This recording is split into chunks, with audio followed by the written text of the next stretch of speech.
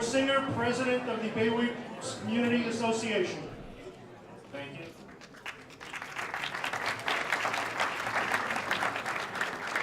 Just a reminder to turn your cell phones to silence, please. I'm sure there must be one per person at least.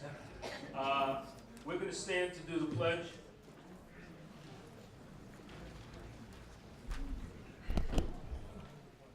I pledge allegiance to the flag of the United States of America and to the republic for which it stands, one nation, under God, indivisible, with liberty and justice for all. And now let's take a moment to remember our people in the military, our veterans. A moment of silence. Thank you. Have a seat.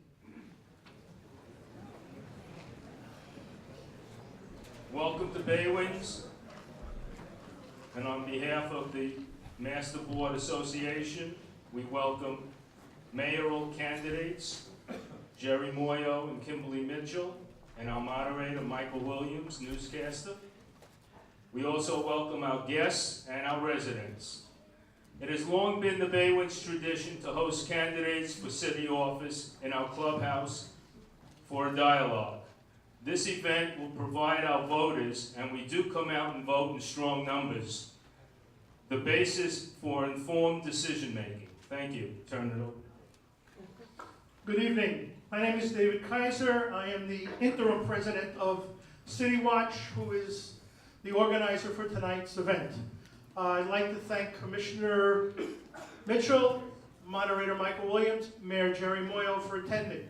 Before I go into any of the details about this, CityWatch has a little bit of a mea culpa and apology to Mayor Muoio. Last week there was a robocall that went out under the name of CityWatch, and the call used Jeri's name as doing something. It was the city commission that voted. It should not have been made personal, and for that we apologize publicly. Thank you. Now, in addition to our candidates and our moderator, we have a number of other elected officials that are in the room. Commissioner Keith James, Commissioner Shannon Mercurio, and Palm Beach County Commissioner Paulette Burdick. If there's anybody else that I haven't seen, then I apologize for not recognizing you. Both candidates have been given the opportunity to review the rules and regulations. We didn't get a chance to meet earlier, so we'll start things off. We'll let seniority get the first remarks in the beginning. Everybody has the rules. The moderator has the rules, and in the for brevity, let's get started, and thank you all for coming. Who's the timekeeper?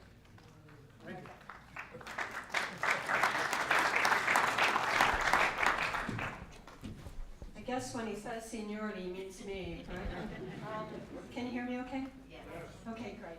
Well, first of all, I want to thank CityWatch for hosting this great debate. Every year it really has a great turnout. I also want to thank them for their endorsement. They've endorsed me, and I'm so pleased to receive that endorsement. I am Jeri Muoio. I am your mayor, and I've been your mayor for 4 years, and before that, I was your city commissioner. I am the only city commissioner who represented District 4 who actually lived out in the West, and I'm certainly the only mayor from the Western communities. I've been representing you for the last 8 years and working hard to make sure that I do a good job.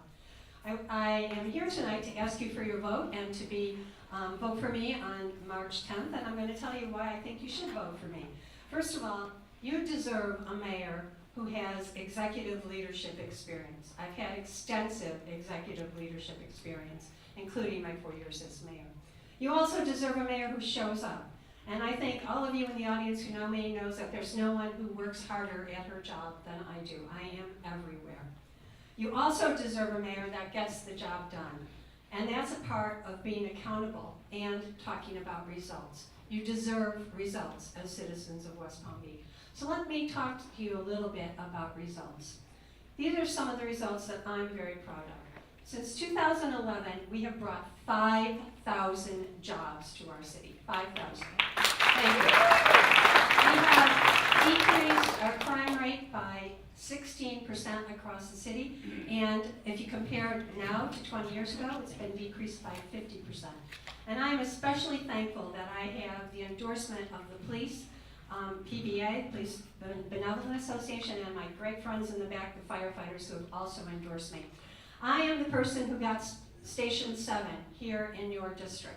When I got on the city commission, it was mired in paperwork and bureaucracy. And we were able to cut through all of that and get Station 7 built. I got Fire Station 8 built as well, and we're going to start next month with the plans for the brand new Fire Station 8, a permanent station. I am the biggest, hardest working person who is fighting State Road 7. No one works harder than I do against State Road 7. And for people to suggest, for political reasons, that I have abandoned that fight is unconscionable. I'm scheduled to go to Tallahassee on March 18th and 19th. Oh no, that's Washington. And Tallahassee on the 23rd and 24th to continue to fight against State Road 7. I fought against Roebuck Road. Roebuck Road's not being built. Now some of you think Roebuck Road's not being built because of the cost, but actually I found out that the Army Corps of Engineers was about to deny it. So my time is almost up. I have a lot more results I want to share with you, but let me tell you that I am prepared to be your mayor for the next 4 years and continue to show you results. Thank you.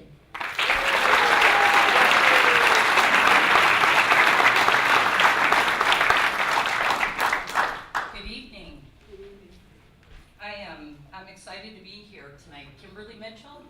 I have been one of your city commissioners for the past 13 years.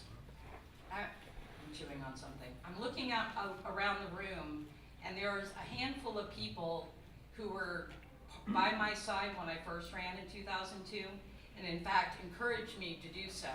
So I'm going to take you back a little bit about how I got my first political start with the city of West Palm. And it was about issues concerning the Western communities. Some of you might have seen the article we were passing out. They didn't want us to bring it in, but if you didn't get a chance, you can get a copy when you walk out tonight. But there's 3 men, okay, Jim Green, and there's Jerry Greenfield, and where's Len Fincy? There's Len. In 2002, the city was going through a tumultuous period of time trying to ascertain, could the city, in fact, support all kinds of things inside the gates. And then City Attorney Pat Brown said, no, it was illegal, you can't do it.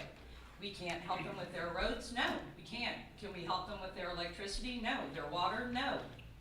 So they didn't have a commission that was willing to stand up to the city attorney, so they reached out to me. Now, I wasn't a politician, wasn't planning to be a politician. I got a phone call. It was the day after Florida State played in the Gator Bowl. We beat West Virginia. And the house phone rings, and I answer it, and it's Jim Green. He said, you don't know me, but we're looking for somebody, and somebody I respect gave me your name. So what I did, first I thought that was crazy. I would have to run against an incumbent. But when I learned what the issues were and the inequities, I said, absolutely. I'm in for the fight, and I took on an incumbent. Wasn't easy, very hard to take on an incumbent. I didn't get the support of the unions, I didn't get the support of some of the business groups, but I got the support of the people, 55% of the people voted for me in 2002, and they've continued to do so.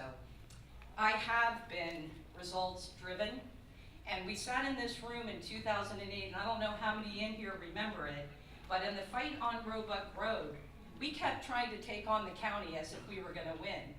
And what I determined was, we're going to go around the county, go over the county. So we went to incoming Senate President Jeff Atwater. Now, some people, and I was visiting with some that remember that airboat ride, that I took him out in our water to show him where they wanted to put Roebuck Road. And he said that day, and then he stood before 300 people at Baywinds and said, that road will never get built. That's the kind of leader that I am. That's the person that I am, and that's why I'm stepping forward to be your next mayor.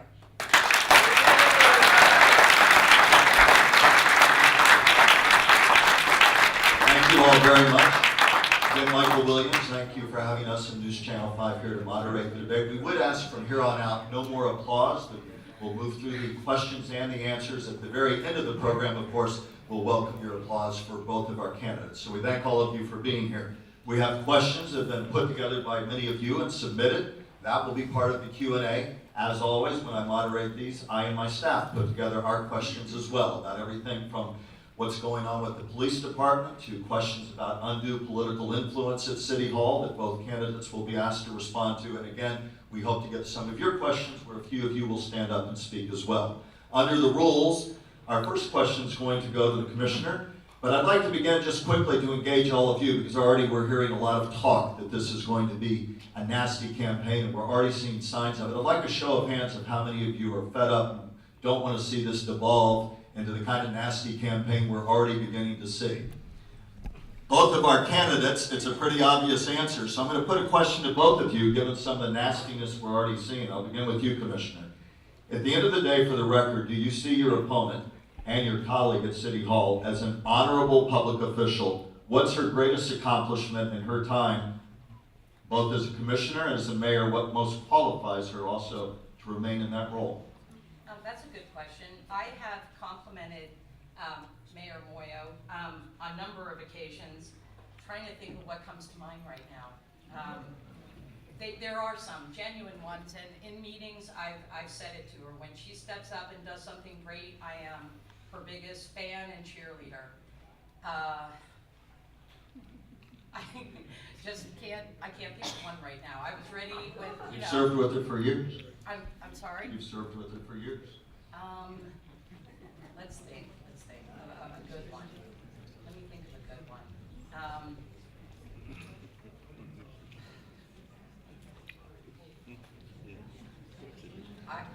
I just, nothing is coming to mind, Michael. Do you consider her an honorable public Absolutely. official? I absolutely do.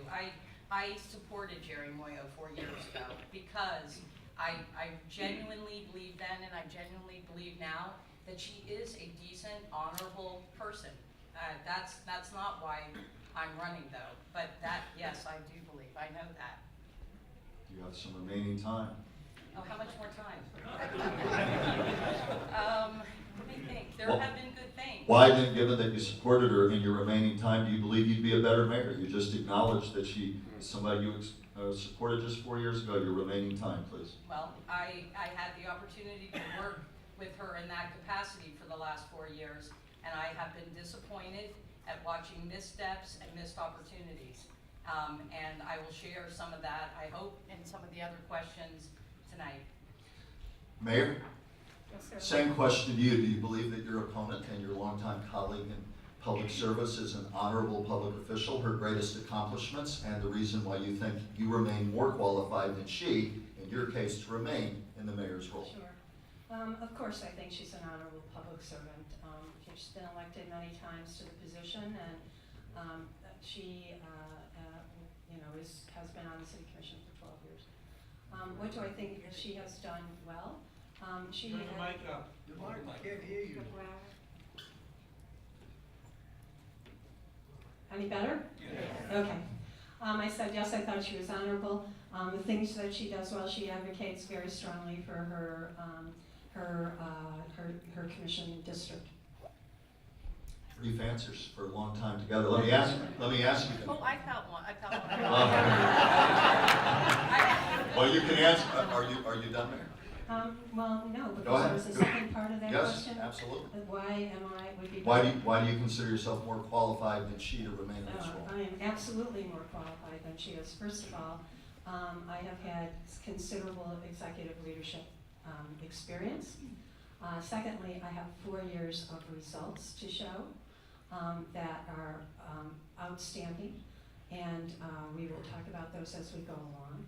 Thirdly, I am independent. I have no relationship to any lobbyists. I have no relationship to any developers. I have no relationship to any friends and family who might be asking for favors from City Hall. Well, we want to ask about that question to both of you about lobbyists a little bit later in the program, so I'll table that for just a moment, given some of the recent coverage we've had about both of you. But for the moment, and then I'm going to go to this question, and then a few of your specific questions. Talk about, policy-wise, what are your biggest concerns about the mayor's administration? You talked about failings. Be specific. Talk about policies you do not think have moved this city forward. And for this audience, be specific, not generalities. Okay. You know, we heard at the opening statement about 5,000 jobs created. And that sounds like a big number, I suppose. I don't know where that number actually comes from. And nobody we know could find out where that came from. But a lot of the jobs that people come to us and they tout when they want to build a new condominium, they say it's going to create all these jobs. Well, they're temporary jobs. They aren't permanent jobs. And so I have focused, yes, building condominiums and the outlet mall is great, but those aren't the kinds of jobs that this community needs to move forward. So you focus on that. And focusing on that sometimes ruffles feathers. And in one instance, bringing the Health and Wellness Center with Mount Sinai Hospital, Miami Children's, maybe the University of Miami, ruffled some feathers. And I just look at things, I will always challenge the status quo if it means the city is going to do better as a result. City first, not a special interest, not a particular hospital, not a particular developer or lobbyist, city first. There's one example that I can give you as something that I disagreed with. She has taken a position, she serves on the board of St. Mary's. They don't like the idea of more healthcare coming in and competing, and I think competition, number one, is good, and I think greater opportunities to healthcare and jobs for West Palm is phenomenal. So there's a definite policy decision that I differ with her significantly. I can also say, how much time do I have left? A minute. Okay. They'll hold the signs for you. Okay. And then on the other side of leadership inside the city, you know, some of the work we do is really the Chamber of Commerce. We are there to go, if there is a company, if there is a school, if there's an opportunity that we could bring to West Palm Beach, our job is to get in the car and drive there, get on a plane and fly there.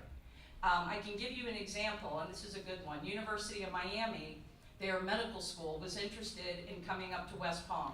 They had long talked about having a teaching hospital, partnering with Good Samaritan Hospital, and that would be phenomenal. So a meeting was set up, and they asked the mayor to go to Miami to see what they had been building in Miami, near Jackson Memorial. The mayor chose not to, and instead sent her staff. So they got on the phone and they called me and said, Kim, will you get in the car and get down here? I said, it's 4 o'clock on a Friday, it's pouring down rain. I didn't have my hair all fancy like I do tonight, but I got in the car and I drove down. There again is the difference, and that's what I'm looking at, is what does it take to actually do good things for the city of West Palm? To be clear, with our timer, that felt like more than 90 seconds to me. It felt like a lot. Feels Yeah. like forever. Just to clarify, 90 seconons apiece. That was 3 minutes. Which is longer than 90 seconds. No, that's quite all right, but in fairness, we will now give the mayor 3 minutes on this one question, but from here on out, I've been in TV so long I can count 90 seconds in my head. From here on out, after your 3 minutes, it will be 90 seconds apiece, but in deference and fairness on timing, we will give the mayor 3 minutes. Mayor, you've heard critiques of your administration and what you've not done enough of. Respond to that, and specifically, not generalities, talk about specifics. And let me begin with the 5,000. You say jobs, is that a net gain in jobs? What's the net gain or loss in jobs for West Palm Beach? We'll begin with there and then address my question. Yeah, that's a net gain. We looked at the unemployment rate in 2011. We looked at the unemployment rate today, and that was the difference. And just before you begin your answer, how does that rank in terms of net job growth with cities of comparable size? I can't tell you, but I do know that I can tell you that we were ranked #1 by Forbes as the #1 city in Florida for jobs and businesses, and beating out Miami, beating out Tampa, the others. I want to respond to Kimberly's last comment. I am not against hospitals coming into West Palm Beach. What I am against is an $8 million sweetheart deal to a developer. I will not support that, and that's what Mr. McCluskey is looking for. $8 million, which Kimberly Mitchell wants to give back to him. He's offered $13 million for a 10 site without going through an RFP, which I advocated for because I wanted to have competition for this 10 site. Without going through an RFP, we negotiated with this gentleman because of his relationship with Kimberly, because he's represented by her ex-husband, and he offered $13 million for that land. Let me also tell you that he wants $8 million back to give to whomever. That's not how economic incentives work. Economic incentives go to the